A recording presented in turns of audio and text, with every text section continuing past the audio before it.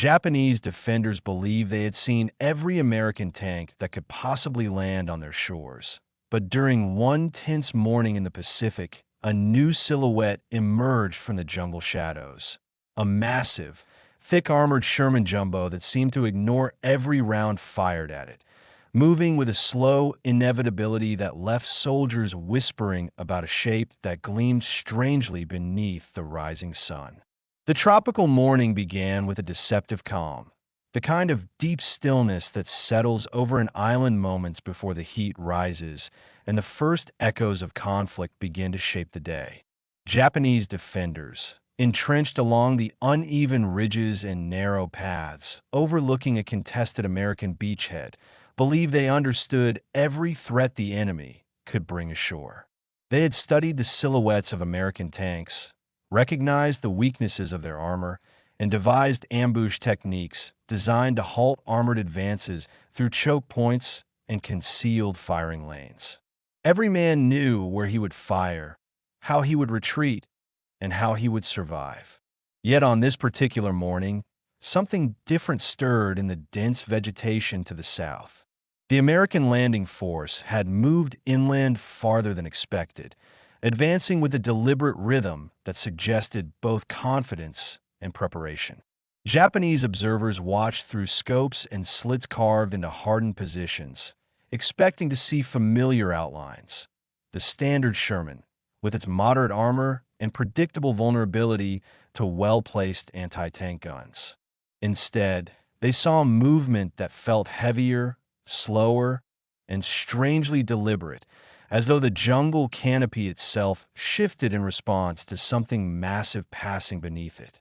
The first American infantry units appeared, advancing in careful coordination, but the defenders focused on the deeper shadows behind them, where a dark, block-like shape moved with a quiet inevitability. At first, the Japanese soldiers assumed it was simply an M4 with additional sandbags or improvised plates, a tactic they had seen before. But as the shape emerged from the foliage, the rising sunlight cast a thick gleam across its forward armor, revealing contours far more imposing than the tanks they had encountered in previous battles. This new machine did not pause. It did not hesitate. It did not even slow its advance. The Sherman Jumbo, a tank unknown to most Japanese soldiers, pressed forward with armor thick enough to shrug off the very weapons they relied upon to stop American armor.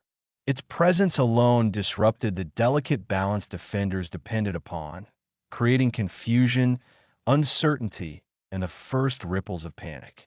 And in those early moments, as the sunlight glinted off the tank's reinforced plating, several Japanese soldiers swore they saw something unusual, a faint, curved reflection across its upper turret, as though a translucent shape hovered briefly above the tank before fading into the morning haze. It would be hours before they realized that the tank's armor was real, its presence unstoppable, and their fear justified. The first clear view the Japanese defenders had of the advancing tank came as the morning sun climbed high enough to pour light into the fractured gaps of the jungle canopy, illuminating the narrow path leading from the American landing zone toward the inland ridges. For several minutes, the defenders believed they were watching a standard armored push, the kind they had rehearsed responses to countless times. But the subtle heaviness in the ground vibrations hinted at something unfamiliar, because the tremor that moved through the soil felt deeper and slower, as though the machine approaching them carried more weight than any Sherman they had ever encountered. From their concealed firing positions, Japanese soldiers observed the American infantry advancing in a cautious, coordinated pattern that suggested a deliberate attempt to draw defensive fire. Yet none of the defenders reacted immediately, since they waited for the tank to reveal itself, knowing that their anti-tank rifles and concealed guns would be most effective once they confirmed the vulnerable points of the armored vehicle. They remained silent in their trenches and dugouts, watching the shadows shift in the direction of the approaching machine, tried to identify the outline of the vehicle through the thick vegetation. It was only when the tank's turret appeared through a gap in the brush that the defenders realized something was different.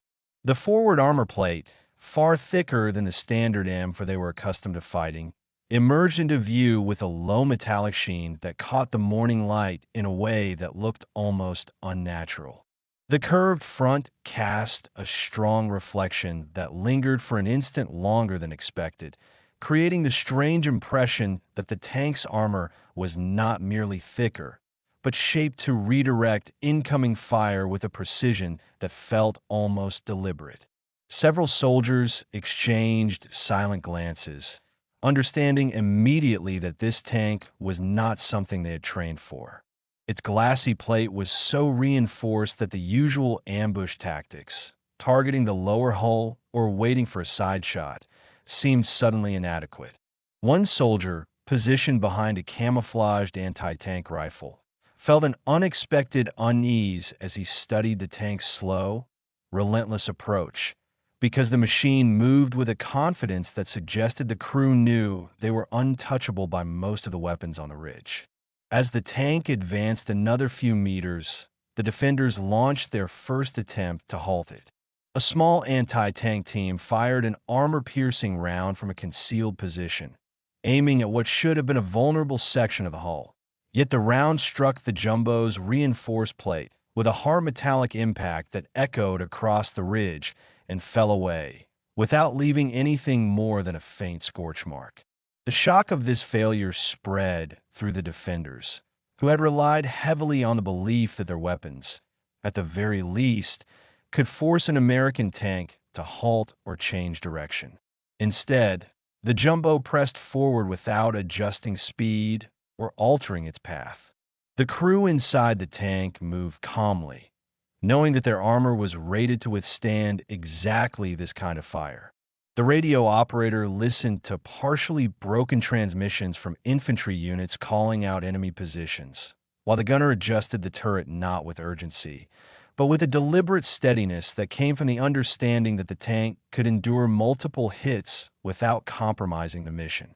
Meanwhile, the strange curved reflection that had glinted across the turret earlier reappeared briefly, though only one defender noticed it. He watched the faint shimmer glide across the tank's upper surface, bending with the motion of the turret, as if responding to some unseen wave of light. The reflection was too subtle to analyze, too fleeting to discuss. Yet it left him with the lingering feeling that something about the tank's presence in the jungle did not belong entirely to the ordinary mechanics of war. As the Jumbo continued its advance, shrugging off the defenders' first attempts to stop it, the Japanese positions began to feel smaller and more fragile, because the familiar balance of offense and defense had shifted in a way none of them had expected, setting the stage for a confrontation that would soon unravel the carefully prepared defensive lines that depended on stopping American armor long before it reached the ridge. The Japanese defenders, shaken by the failure of their first ambush attempt, began shifting positions along the ridge with a sense of urgency they had not felt in earlier engagements, because every man understood that their defensive strategy depended entirely on the assumption that American armor could be halted long before it reached the upper slopes. The tank below them, however, moved with an unsettling steadiness, advancing through the jungle path without even the slightest sign of hesitation, as though the terrain and the enemy fire were little more than passing inconveniences rather than genuine threats to its progress. Several soldiers repositioned their anti-tank rifles in the hope of catching the American tank at a better angle. Yet even as they prepared to fire again, a growing awareness spread among them that their weapons might lack the force needed to penetrate the thick frontal armor that glowed faintly each time it caught the sunlight. They had heard rumors, nothing more than fragmented accounts, of a heavier Sherman variant rumored to be capable of resisting most field guns, but such stories had always seemed exaggerated or irrelevant to the islands where they fought. Now, watching the Jumbo push forward without altering its direction, they realized that those rumors had materialized into something far more threatening than they expected. The second volley of fire erupted along the ridge as multiple teams coordinated their shots, aiming at both the exposed tracks and the sides of the turret. The sound echoed sharply across the jungle, bouncing off the steep slopes and scattering through the dense foliage. Yet the effect on the tank was negligible. The armor absorbed each impact with a dull metallic thud, causing sparks to jump momentarily before fading into silence.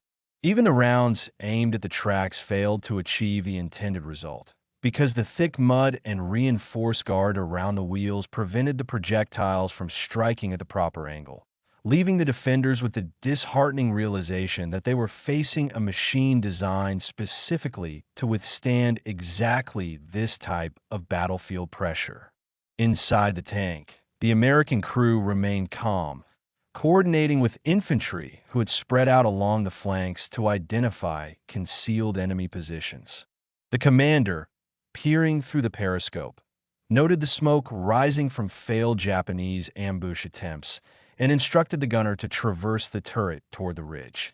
The gunner moved the heavy weapon with slow precision, searching for the faintest sign of muzzle flashes or shifting shadows that could indicate enemy presence. The loader prepared round after round, working with steady efficiency as the Jumbo pushed deeper into the contested zone. For the Japanese defenders, the psychological weight of the situation increased with every meter the tank advanced.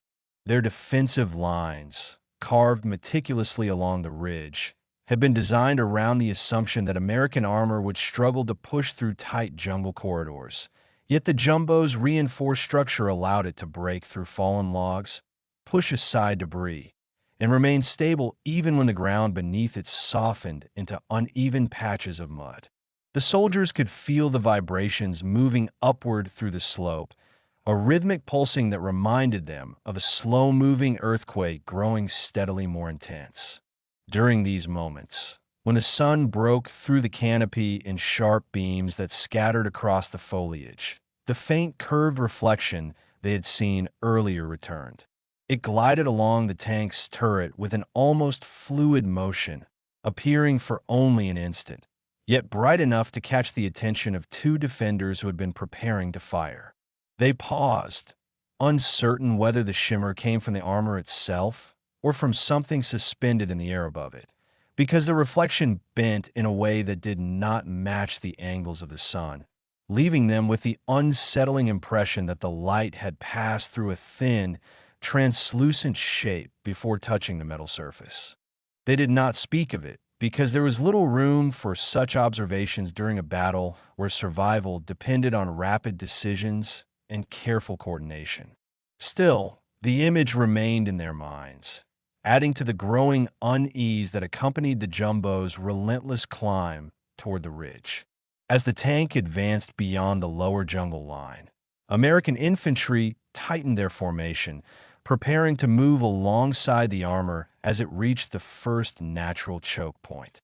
The defenders, realizing that their second volley had failed, retreated slightly into deeper positions, aware that the next phase of the battle would require a different strategy, one that depended less on stopping the tank and more on slowing the infantry who supported it.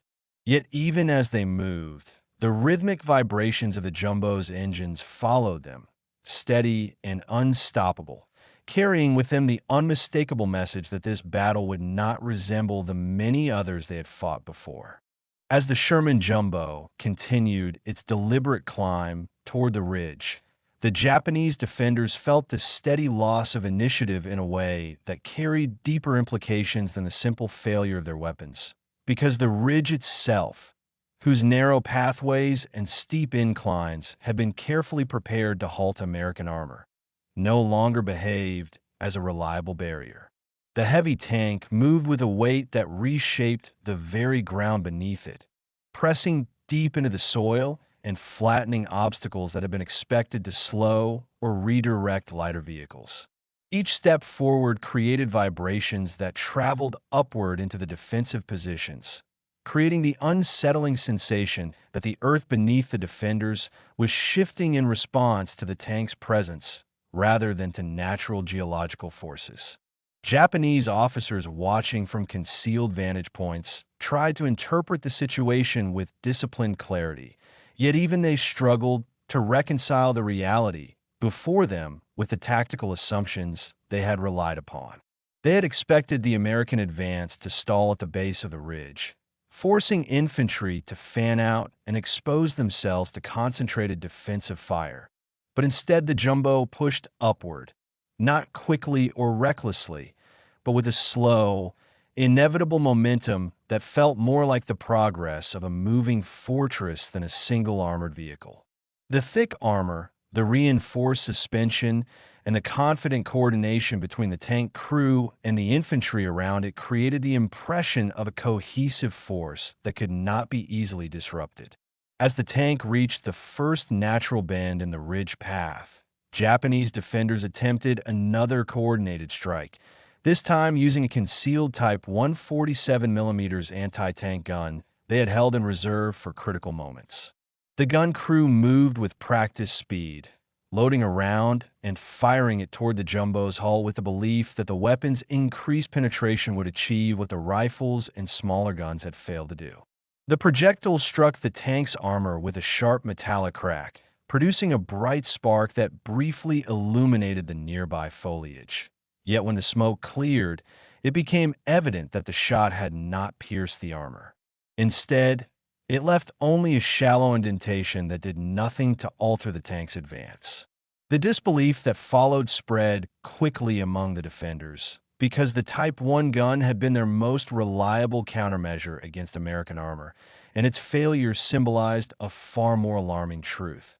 The jumbo represented a level of protection they had not been trained to defeat. Soldiers shifted uneasily in their positions, aware that their close-range ambush techniques relied on forcing tanks to halt, retreat, or expose a vulnerable angle. Yet the jumbo offered none of those options. Its turret rotated with a calm steadiness. Its hull bounced slightly as it climbed over uneven ground, and its forward motion remained continuous, as though propelled not just by machinery, but by an unwavering sense of purpose. It was during this period of rising uncertainty that the faint curved reflection, the one that had appeared intermittently since the morning began, returned once more. This time it shimmered along the upper surface of the tank's turret, bending softly around the metal contours as if following a path shaped by something other than sunlight. The reflection did not appear bright enough to draw attention from the tank crew or the American infantry moving alongside it, yet was noticeable to at least 3 defenders who had positioned themselves near a cluster of rocks overlooking the bend in the path. They watched the glow travel across the turret in a smooth, silent arc before fading into the surrounding haze, leaving them with the disquieting sense that the tank's presence interacted with the light in ways they could not fully grasp. None of them spoke of it, and none had the luxury of contemplating it further, because the jumbo's gun fired a moment later, sending a high-explosive round into one of the concealed positions farther up the slope. The blast tore through the defensive line, forcing nearby soldiers to retreat into secondary positions. The sound of the explosion rolled across the ridge, echoing downward into the jungle and upward into the narrow crevices carved into the hillside. American infantry pressed forward immediately after the shot, moving in coordinated teams that used the tank's advance as their shield. Their movements were steady, measured, and synchronized with the jumbo's progress, transforming the hillside into a shifting battlefield where every meter gained by the Americans forced the defenders into a tighter and more precarious perimeter. The ridge, once believed to be unassailable, began to feel smaller with every passing moment, because the unstoppable advance of the jumbo forced the defenders to confront the reality that their position could not withstand both infantry and armor working in such perfect unison. As the Sherman Jumbo continued its ascent along the ridge path, the Japanese defenders began to experience the slow unraveling of a defensive system they had believed would withstand even the most determined American assault, because every portion of the ridge, from its narrow choke points to its hardened firing positions, had been designed with the expectation that American armor would be forced to halt long before reaching the upper slopes.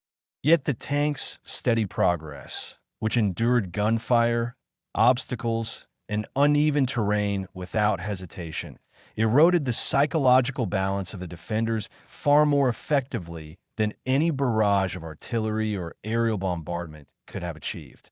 The defensive line, a layered structure of trenches, firing holes, concealed bunkers, and interlocking fields of fire, depended on synchronized actions performed at precise moments. These actions required the defenders to strike from multiple angles simultaneously, forcing American infantry to react in chaotic patterns that exposed them to counterfire. However, the Jumbo's presence disrupted this choreography because its thick armor absorbed impacts that would normally force American tanks to stop or retreat, and its forward motion created a protective barrier that allowed infantry to advance more freely than expected. This unity between armor and infantry produced an advance that felt unervingly cohesive, as though the two forces were merging into a single, continuous pressure pushing up the ridge. Several defenders attempted to reposition toward the upper slope, hoping to find an angle where their weapons might penetrate the tank's armor. They moved quickly through narrow trenches and dugouts carved into the hillside. Yet even as they shifted into new positions, they could feel the vibrations of the tank's engine radiating through the earth in long, rhythmic pulses that made the ground feel less stable. These vibrations, combined with the distant calls of American squad leaders directing their troops, produced an atmosphere of growing inevitability, as though every step the defenders took brought them closer to a collapse they could not prevent.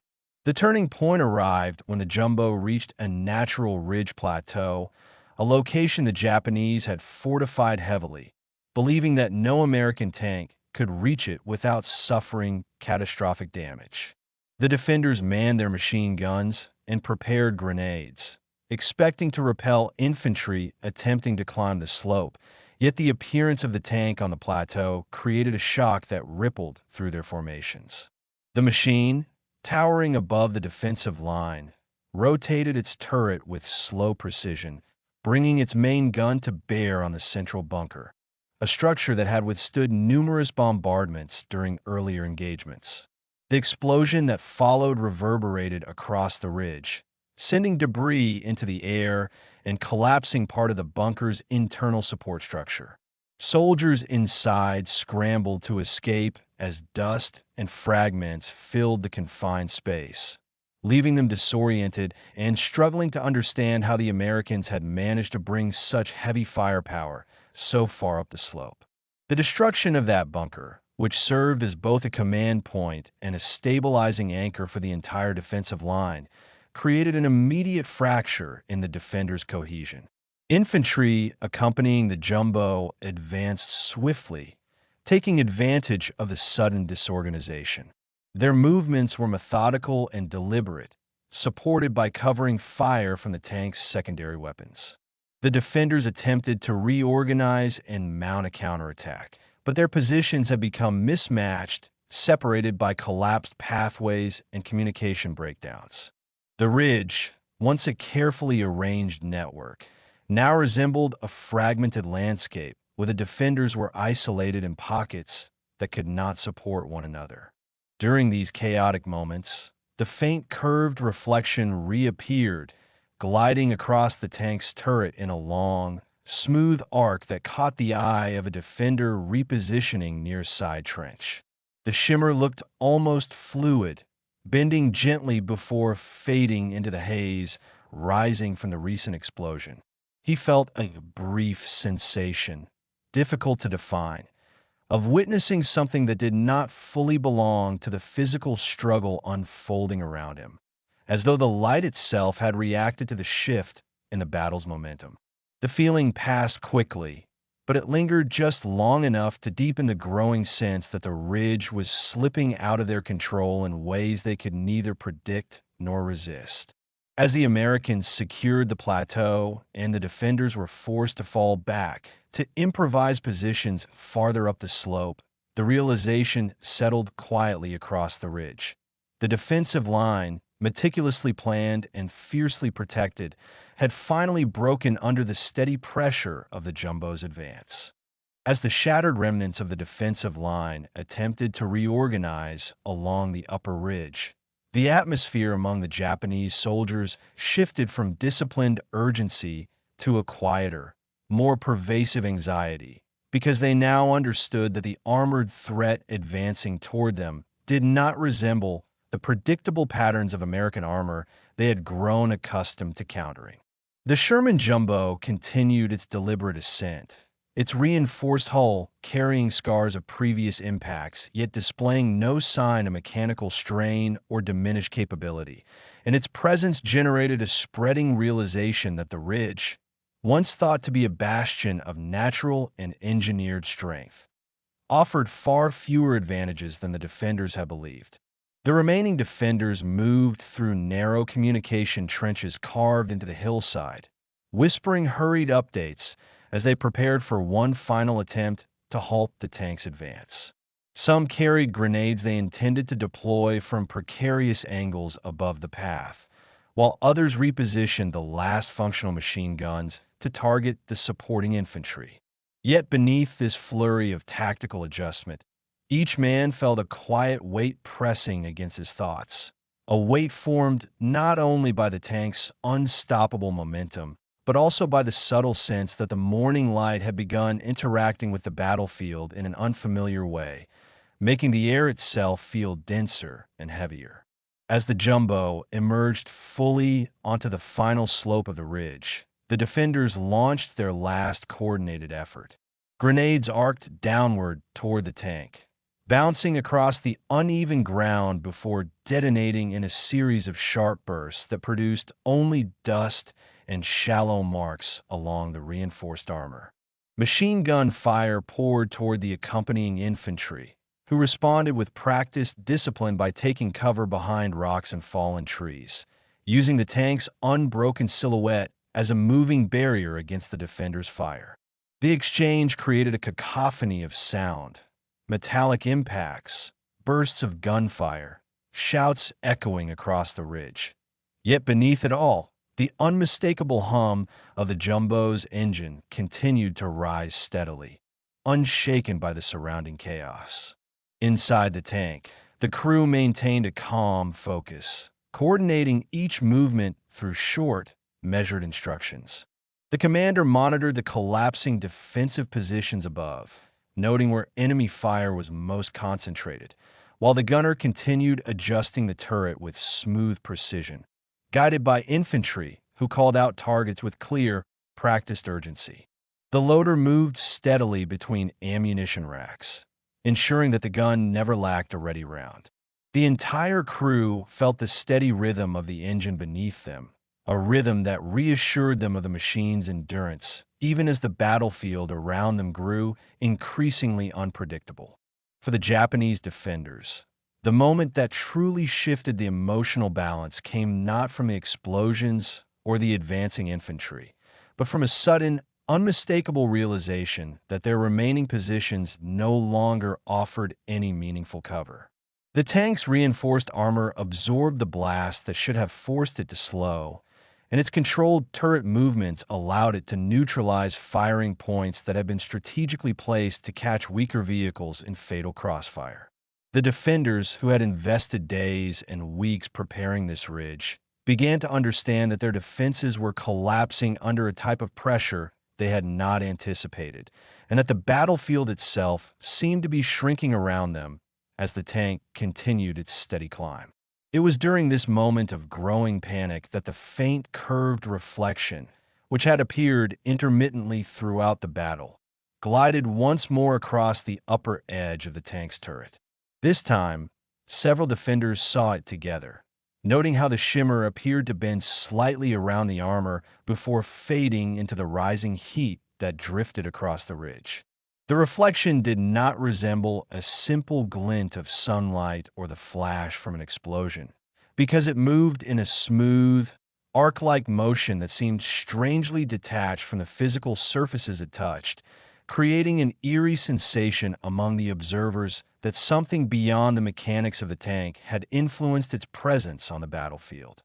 Although none of them had the time, or the composure, to interpret the significance of the reflection, its appearance left a subtle, yet undeniable psychological imprint, reinforcing the sense that the Jumbo was not simply a machine of steel and firepower, but an instrument of unstoppable momentum that the environment itself appeared to acknowledge in strange and fleeting ways. As the tank closed the final distance to the last defensive positions, the defenders felt panic spreading through their ranks, not as a sudden shock, but as a slow, deep recognition that the battle had already slipped beyond their control, and that retreat was the only option remaining for those who still hoped to survive the day. The ridge, once a symbol of strength, now stood as a quiet witness to their rapid collapse. When the last Japanese defenders abandoned their upper positions and withdrew into the deeper folds of the ridge, the battlefield settled into a heavy silence, broken only by the distant echoes of retreating footsteps and the slow mechanical rhythm of the Sherman Jumbo advancing into territory that only hours earlier had been considered unreachable. The tank now stood on the highest accessible point of the slope, its armor coated in dust, smoke, and the faint residue of explosive impacts that had failed to slow it, and its presence created an almost surreal contrast against the battered landscape of trenches and shattered bunkers that had formed the backbone of the Japanese defense. American infantry moved carefully around the tank, securing the final pockets of resistance and marking off positions where small groups of defenders had attempted to reorganize before being forced to fall back. These soldiers, hardened by earlier battles across the Pacific, recognized immediately that the ridge had not fallen because of overwhelming numbers or concentrated artillery, but rather because of the psychological weight carried by a machine that refused to be deterred by the tactics and terrain that had defeated previous armored pushes. The Jumbo had become, in effect, a moving anchor around which the entire American advance could stabilize, absorb enemy fire, and continue upward despite obstacles that once appeared impossible to overcome. For the Japanese defenders regrouping deeper within the inland valleys, the shock of the day lingered with a quiet intensity. They spoke of the tank's armor, of the failure of their guns, and of the uncanny way the machine seemed to ignore impacts that would have destroyed lesser vehicles. Yet none of them found adequate words to describe the subtle, curved reflection that several soldiers had noticed gliding across the tank's turret during critical moments of the battle. The reflection had not resembled the flash of sunlight or the glow of exploding rounds. Instead, it had appeared with a smooth, fluid motion that suggested an interaction between the tank's surface and the shifting atmosphere around it, creating a sensation that the machine's presence bore a quality that extended beyond steel and engineering. American forces, unaware of the details that unsettled their opponents, attributed their victory to preparation, coordination, and the Jumbo's extraordinary resilience. Still, even among the American crew, there was a quiet recognition that the atmosphere along the ridge had felt strangely heavy during the advance, as though the air itself carried an unusual density that amplified sounds, altered reflections, and muted the chaos of battle in ways they could not fully explain. When the sun finally climbed high above the ridge and cast long, steady beams across the battered slope, the defenders' fear had already taken root. The Sherman Jumbo had not simply broken their line. It had broken their expectations, rewritten their assumptions, and left behind a lingering awareness that some machines, through resilience alone, could alter the entire psychology of a battlefield. If you enjoyed this documentary and want to discover more untold stories from World War II, make sure to subscribe to WW2 Chronicle Vault. Your support helps us bring history back to life, one forgotten story at a time.